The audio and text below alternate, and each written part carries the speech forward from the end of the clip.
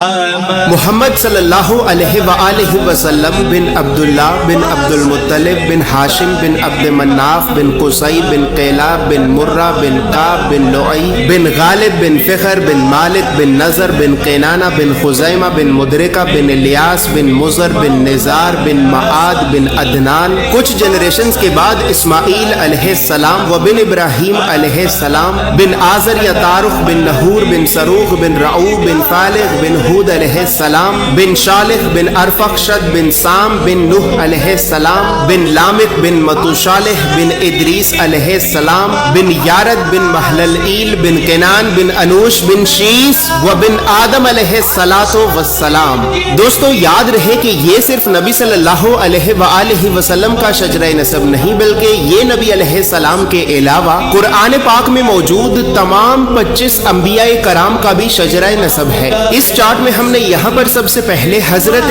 آدم علیہ السلام سے لے کر نبی صلی اللہ علیہ وآلہ وسلم تک تمام 25 انبیاء کرام کے ناموں کو ایک ترتیب کے ساتھ لکھا ہے، اور پھر ہر نبی کا قرآن پاک میں کتنی مرتبہ نام لے کر ذکر کیا گیا ہے۔ ان تمام انبیاء کرام کو لوگوں کی ہدایت اور رہنمائی کرنے کے لیے جن علاقوں اور شہروں کی طرف بھیجا گیا تھا، تو ہم نے اس چارٹ میں ان تمام علاقوں اور شہروں کے ناموں کو بھی لکھا ہے۔ اور سب سے خاص بات یہ ہے کہ یہاں پر ہم نے سبز رنگ سے نبیوں کے ناموں کو لکھا ہے اور سرخ رنگ سے رسولوں کے ناموں کو لکھا ہے، تاکہ آپ کو بآسانی معلوم ہو سکے کہ ان 25 نبیوں میں سے نبی کون تھے اور رسول کون تھے۔ اس کے علاوہ اس چارٹ میں ہم نے اللہ رب العزت کے 99 صفاتی نام اور پھر ان ناموں کے نیچے ہم نے ڈیبیٹڈ پروفیٹس یعنی ان 10 نبیوں کے ناموں کو بھی لکھا ہے کہ جن 10 نبیوں کے نبی ہونے کے بارے میں تمام مسلمان علماء میں اختلاف پایا جاتا ہے، کیونکہ ان 10 نبیوں کو قرآن پاک میں کہیں پر بھی نبی نہیں کہا گیا ہے۔ اس کے علاوہ چارٹ میں موجود سرخ رنگ 5 اولو العزم نبیوں کو ریپرزینٹ کرتا ہے، جبکہ بلو کلر بنی اسرائیل کے نبیوں کو ریپرزینٹ کرتا ہے۔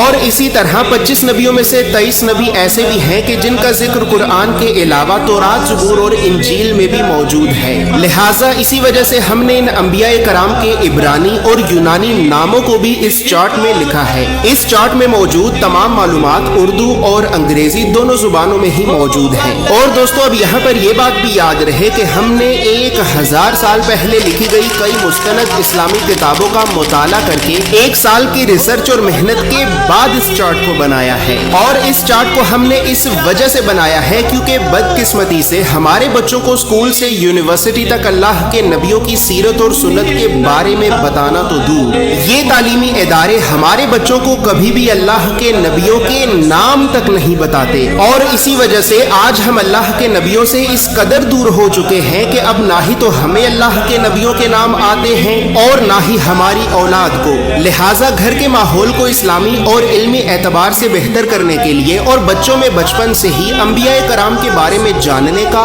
اور تحقیق کرنے کا شوق پیدا کرنے کے لیے ہم نے اس چارٹ کو بنایا ہے۔ دوستو یاد رہے کہ فریم شامل نہیں ہے، یہ چارٹ آپ کو ایک محفوظ پیکیجنگ میں رول کر کے بھیجا جائے گا، اور اس چارٹ کے لیے ہم نے سب سے مہنگے، مضبوط اور پریمیم کوالٹی کے 260 گرام کے premium RC photo lustre paper کو استعمال کیا ہے، اور لوکل انک کی بجائے خاص طور پر جاپان کی برانڈڈ انک کا استعمال کیا ہے۔ مزید تفصیلات کے لیے یا پھر تمام انبیاء کرام علیہ السلام کے اس مکمل اور مستند شجرہ نسب کو حاصل کرنے کے لیے آپ ابھی ہماری ویب سائٹ islamiccharts.com کو ضرور وزٹ کریں۔